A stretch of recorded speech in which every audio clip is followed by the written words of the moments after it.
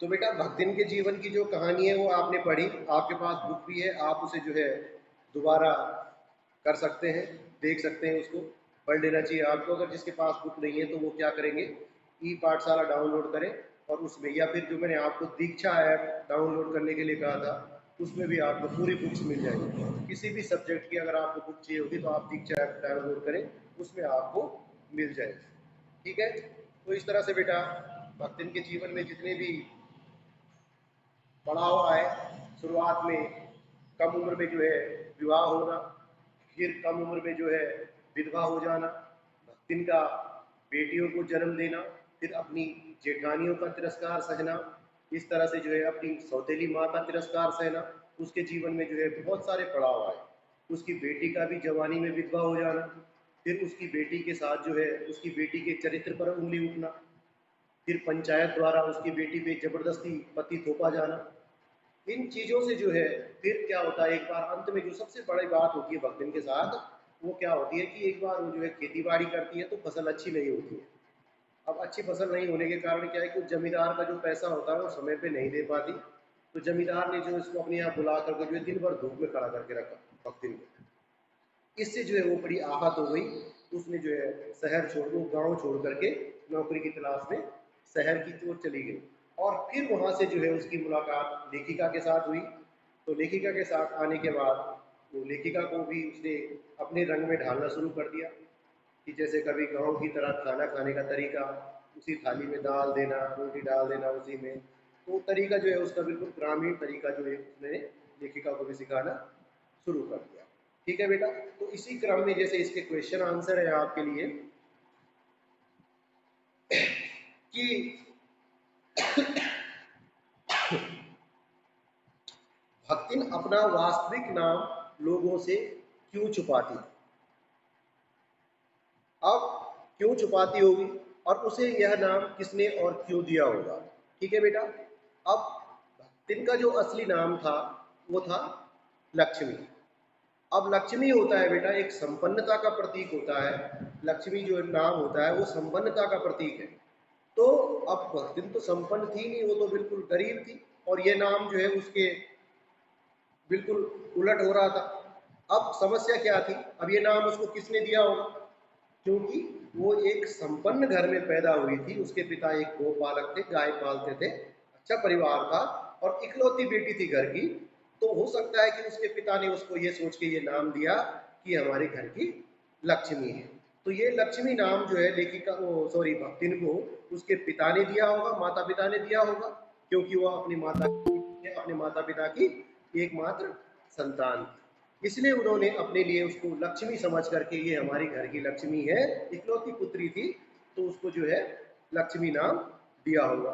लेकिन अब तब तक तो लक्ष्मी नाम उसका ठीक था, जब तक वो संपन्न थी, उसके पास संसाधन थे, तब तक तो ठीक है ये लक्ष्मी नाम। हमेशा एक चीज ध्यान रखना कि इकलौती संतान होने के कारण, एक संपन्न संभ्रांत परिवार में पैदा होने के कारण उसके माता पिता ने उसको लक्ष्मी नाम दिया होगा। अब जब वो जो है लेखिका के पास आई तो वो विधवा हो चुकी थी, उसका सब कुछ लूट चुका था, सब कुछ उसके पास कुछ था नहीं, तो इसलिए जो है वो अपना वास्तविक नाम निर्धनता के कारण, अब वो गरीब हो गई थी, तो गरीब होने के कारण जो है वो अपना वास्तविक नाम जो उसका लक्ष्मी नाम था उसको छुपाती थी।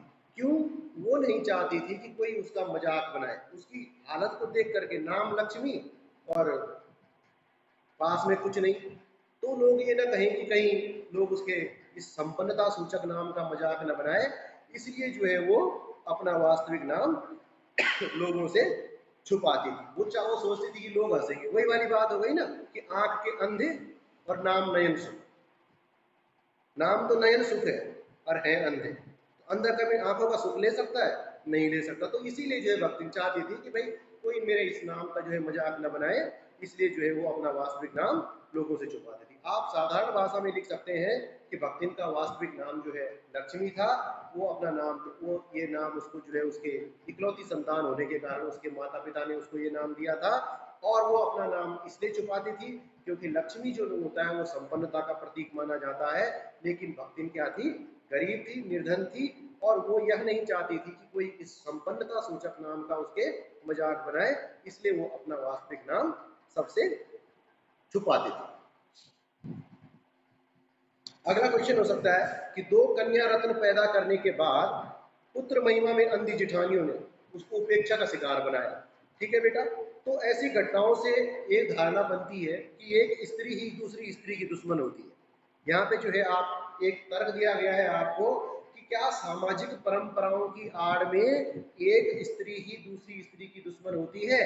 क्या आप इस बात से सहमत हैं? अगर आपके पास ये प्रश्न आ गया है तो आप क्या लिखेंगे इसमें कि वास्तव में जो है होती है, एक स्त्री ही दूसरी स्त्री की दुश्मन होती है।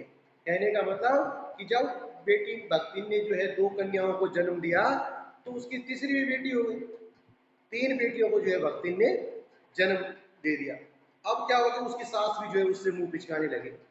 ठीक, जबकि वो खुद क्या है, एक स्त्री है, उसकी जेठानियां स्त्री है, उसकी सास स्त्री है, भक्तिन स्त्री है, और उसने जो लड़कियों को जन्म दिया वो भी स्त्री है। तो एक स्त्री द्वारा दूसरी स्त्री के प्रति इतना भेदभाव किया जा रहा है। आप देख रहे हैं ना, आपको लग रहा है कि जब भक्तिन ने तीन बेटियों को जो है जन्म दे दिया तो उसकी सास और जेठानियों ने जो है उसके साथ जो है ढंग से बात करना भी सही नहीं किया, मुंह पिचकाना शुरू कर दिया, क्योंकि उनकी जेठानियों के क्या थे, बेटे ही बेटे थे।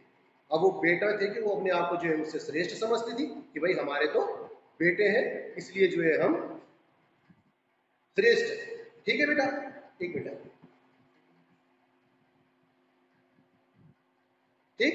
अब क्या है, भक्तिन की सास, सास जो है उसकी सास के भी तीन बेटे थे, जेठानियों के भी दो दो बेटे थे, भक्तिन की 11 बेटियां। अब भक्तिन की इसमें कोई गलती नहीं है कि बेटियां हैं उसकी, लेकिन उस अब उसकी भी कोई गलती नहीं, लेकिन इतनी सास, भक्तिन की सास भी जो है उसको अच्छा नहीं मानती क्योंकि उसने जो है बेटियों को जन्म दिया, जबकि खुद क्या है, एक स्त्री है, जबकि उसका पति जो है इसके लिए उसको दोषी नहीं मानता था। ये बात पहले भी हो चुकी है कहानी में कि भाई भक्तिन का पति भक्तिन का बड़ा सम्मान करता था। ठीक है बेटा, तो इस परिप्रेक्ष्य में आप देख रहे हैं कि भक्तिन को जो है, अब पति देखो पुरुष है ना, उसे इतना फर्क नहीं पड़ता, वो उसका पूरा सम्मान करता है अपनी पत्नी का कि कोई बात नहीं, उसने बेटियों को जन्म दिया तो क्या हो गया। लेकिन सास और जेठानियां स्त्री होके जो है स्त्री की दुश्मन उपेक्षा कर रही है, किस कारण, एक स्त्री को जन्म देने के कारण, तो हो गई ना स्त्री स्त्री की दुश्मन इस तरह से। ठीक है, तो इस तरह से जो है महिलाओं के प्रति जो है ये महिलाओं का बिल्कुल भी अच्छा नहीं है। ठीक है बेटा, अब महिलाएं हैं वही लड़का लड़की में भेद करती हैं। आज आप देखते हैं लड़का लड़की, नारी ही नारी की दुश्मन कैसे होती बेटा। अब मैं इस बात का आज इस वर्तमान समय में भी आपको उदाहरण दे सकता हूँ। कैसे, आपने सुना होगा कन्या भ्रूण हत्या का नाम सुना आपने, कि लड़कियों को जो है पहले ही जो है अल्ट्रासाउंड टेक्निक द्वारा जो है पता चल जाता है कि लोगों को कि पेट में लड़की पल रही है या लड़का पल रहा है। और लोग क्या करते हैं कि आजकल जो है बेटे की चाह में लड़कियों को जो है पहले ही पता कर लेते हैं कि जेंडर किस चीज़ का, जेंडर पता कर लेते हैं। लड़की हुई तो उसको क्या कर देते हैं, जन्म लेने से पहले ही मार दिया जाता है, कोख में ही उसको मार दिया जाता है। तो यहाँ पे भी जो है एक स्त्री की भूमिका मुख्य है। कैसे, क्योंकि माँ माँ होती है, वो नहीं चाहती कि मैं नहीं करने दूंगी अपनी बेटी के साथ, या बेटी है बेटा है चाहे कुछ भी है, ये मेरी संतान है। लेकिन यहाँ पर उस स्त्री की सहमति भी हो रही है, माँ की सहमति हो रही है कि हाँ जी मेरे पेट में बेटी है, इसको जन्म से पहले ही मार दिया जाए। तो कहीं ना कहीं बेटा आ ही जाती है बात। इसमें देखो ऐसा होता है कि आप लोग पढ़े लिखे समाज के लोग हैं, ठीक है ना, और ये पढ़े लिखे समाजों में भी ये चीजें हो रही है बेटा। अब इसका कारण वही है, पुरुष प्रधान समाज। यानी आपको इस बात से सहमत होना पड़ेगा कि सामाजिक परंपराओं की आड़ में एक स्त्री ही दूसरी स्त्री की दुश्मन होती है, जबकि पुरुष इतने नहीं होते। यहाँ पे भक्तिन की बात आ गई, भक्तिन की सास के बेटे हैं, जेठानियों के बेटे हैं, वो अपने आप को श्रेष्ठ मानने लगी। भक्तिन की बेटियां हैं इसलिए उसको श्रेष्ठ नहीं माना जा रहा। तो अब पर भेदभाव कौन कर रहा है, भक्तिन का पति तो उसे कुछ भी नहीं कह रहा कि बेटी है तो क्या, उसका क्या दोष है। लेकिन सास और जेठानियां उससे जो है मुंह बिचका रही हैं, उसको जो है ये दृष्टि से देख रही। आजकल का एग्जाम्पल मैंने नई तकनीक का आपको बता दिया, क्योंकि अगर किसी के अगर माना पेट में कोई लड़की पल रही है, उसको मारने में जो है सबसे बड़ी भूमिका माँ की होगी। अगर माँ नहीं चाहेगी तो कर ही नहीं सकता है कोई भी आदमी ऐसा, वो रिपोर्ट कर दे, विरोध कर दे। लेकिन क्या है, समाज की परंपराओं के कारण हो सकता है उस पर घर से भी दबाव बन रहा हो, सास दबाव डाल रही हो, माँ दबाव डाल रही हो कि नहीं तेरी बेटियां हो रही हैं तो इसको मार दे या अबॉर्ट करा दो। ठीक है, तो ये होती है बेटा, समाज के परंपराओं के आड़ में एक स्त्री, क्योंकि महिलाएं जो है लड़का लड़की में भेद करती है। घर में दादी भी पोतों को खूब खिलाती, पोते को थोड़ा, हमेशा देखा जाता है। पढ़ाई लिखाई के मामले में लगा लो, लड़कियों को खूब घर में काम कर, लड़का कहाँ काम करता है, लड़कियां बेचारी घर के काम भी करती, थोड़ा बहुत माता जी के साथ झाड़ू पोछा तो कर ही लेते। लड़के कहाँ, वो सुबह चल दिए, वो दिन में आ रहे हैं। तो कई सारी चीजें हैं इसमें, अब मैं इस पर ज्यादा नहीं बोल सकता हूँ, इस समय जितना है उतना ही ठीक है। ठीक है, तो आप सहमत, आप बोलना पड़ेगा। फिर भक्तिन की बेटी पे जो है पंचायत द्वारा जबरदस्ती पति थोपा जाना, ये कहानी के बीच में आया था कि जब क्या होता है कि भक्तिन की एक बेटी होती है जो जवानी में विधवा हो जाती है। ठीक, अब उसकी जेठानियां चाहती है कि उनके रिश्तेदार का एक लड़का होता है जो तीतरबाजी करता है, तीतरों को उड़ाने आता है, उससे जो है भक्तिन की बेटी की शादी करनी चाहती है, ताकि वो रिश्तेदार है तो उसकी भक्तिन की जो जायदाद है वो अपने कब्जे में रहेगी। लेकिन उसकी बेटी जो है मना कर देती है उसके साथ शादी करने के लिए। उसके साथ जो है क्या षड्यंत्र किया जाता है कि उस लड़के को जो है उस भक्तिन की विधवा बेटी के कमरे में जा करके बंद कर दिया जाता है और हल्ला मचाना शुरू कर देते हैं, लोग इकट्ठा हो जाते हैं। तो तब हो गई जब वो जबरदस्ती उसके कमरे में घुसा है। फिर वो बेटी जो होती है अंदर, भक्तिन की जो बेटी होती है, जब वो उसके कमरे में घुसता है तो उसको अंदर जूते चप्पल से इतना मारती है कि उसका जो है बुरा हाल कर देती है वो लड़की। जब वो बाहर आता है कमरे से, दिख रहा था, साफ दिख रहा है कि पिट के आ रहा है, लेकिन लोगों की नज़र में क्या है, स्त्री फिर निम्न हो गई, पुरुष ऊपर हो गया। पंचायत ने भी बोल दिया कि नहीं जी, चाहे कुछ भी है, चाहे इस लड़की की कोई गलती नहीं है, इसने चाहे इसको मारा है पीटा है, लेकिन ये एक ही कमरे से निकले हैं, इतनी सी बात। भाई, मुझ पे अगर किसी ने कुछ लांछन लगाना होगा, मैं इस कमरे में अभी अकेला हूँ, कोई आके कुंडी बंद कर दे और मेरे को जबरदस्ती मेरे पे अगर लांछन लगाने लगे, मैं उसको मार रहा हूँ, पीट रहा हूँ, अब तब जाके बाहर से लोग बोले कि नहीं जी ये तो लोग दोनों गलत है, ये कमरे में। तो वैसे भक्तिन की बेटी के साथ हुआ। तो अब पंचायत ने भी जो है जबरदस्ती, दुर्घटना नहीं थी ये इस समय जो है यहाँ पे फिर पुरुष प्रधान समाज की बात आ गई। ये पे लिखा कि भक्तिन की बेटी के पति की मृत्यु हो गई तो बड़ी जेठानी ने जो है अपने तीतरबाज साले से जो है उसका विवाह कराना चाहा। ठीक बेटा, बड़े जेठ ने, लेकिन भक्तिन की बेटी ने उसको नापसंद कर दिया। उसके बाद एक दिन वो जो है भक्तिन की माँ की बेटी में जो है बेटी की भक्तिन की जो है अनुपस्थिति में क्या होता है, उसकी बेटी की कोठरी में घुस जाता है और भीतर से दरवाजा बंद करता है। मैंने बोल दिया। अब फिर वही वाली घटना हो गई, पंचायत बैठी, पंचायत ने कहा कि नहीं जी अब इसकी शादी इससे ही कर दो। इससे भी जो है ये दुर्घटना नहीं है, ये दुर्घटना नहीं है, यहाँ पे जो है उसके खिलाफ एक षड्यंत्र रचा गया था उसके जेठ के द्वारा कि भाई चलो कम से कम ये हमारे शादी इससे हो जाएगी तो इसकी जायदाद हम खा सकेंगे या अपने कब्जे में कर सकेंगे। तो इस तरह से जो है ये पंचायत द्वारा पति थोपा जाना एक घटना, दुर्घटना नहीं है, एक षड्यंत्र है।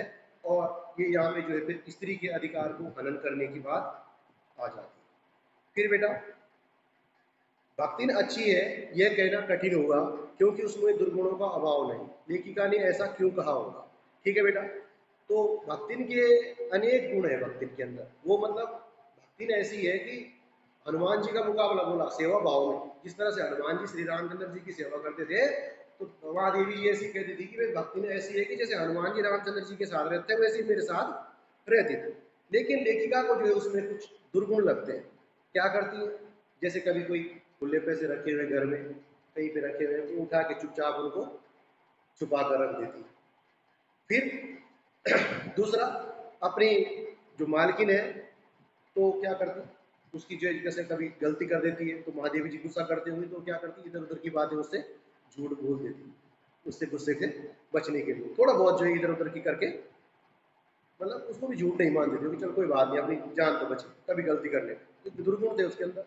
फिर क्या था, शास्त्र, कोई भी शास्त्र, जो भी ज्ञान शास्त्र लिखा हुआ है अपने अनुसार उसको डाल देती, जो मैंने किया वही ठीक है, चाहे शास्त्र में कुछ भी लिखा हो उसको अपने अनुसार जो है तर्क वितर्क कर देते थे। ठीक, फिर भक्ति का एक और गुण था कि वो दूसरों को अपनी तरह बनाना चाहते थे। ठीक, लेकिन खुद नहीं बदलना चाहते। कई बार महादेवी जी टोकती भी थी उसे, आई की जगह हाँ बोला करो। इस तरह से कई सारी चीजें थी उसके अंदर, जैसे गांव का जो गांव वाला जो गांव की भाषा होती है, तो महादेवी चाहती थी कि नहीं नहीं ये कम से कम कुछ सीखे, लेकिन कहाँ, तो खुद ही जो है महादेव उसके प्रभाव में आकर जो है खुद देहाती होने लगी उसके साथ। कैसे, क्या वो गांव में जो है शहरों में खाने का तरीका अलग है कि भाई कटोरी में दाल सब्जी अलग अलग रखो। भक्तिन क्या करती थी, सीधा उसी थाली में दाल डाली, उसी में रोटी रखी, वो रोटी भी दाल से भीग रही है। तो शुरू शुरू में तो महादेवी जी को अजीब सा लगा, लेकिन बाद में उन्होंने वैसे ही खाना शुरू कर दिया। अब वो तो उसको नहीं बदल पाई, लेकिन भक्तिन ने उनको खुद बदल दिया। तो इस तरह से जो है बेटा ये पे ये आज मैंने आपको रिवीजन कराया और मैंने आपको ये वर्क भेजा। आप आज के लिए इतना है, आप लोग अभी बन रहे हैं।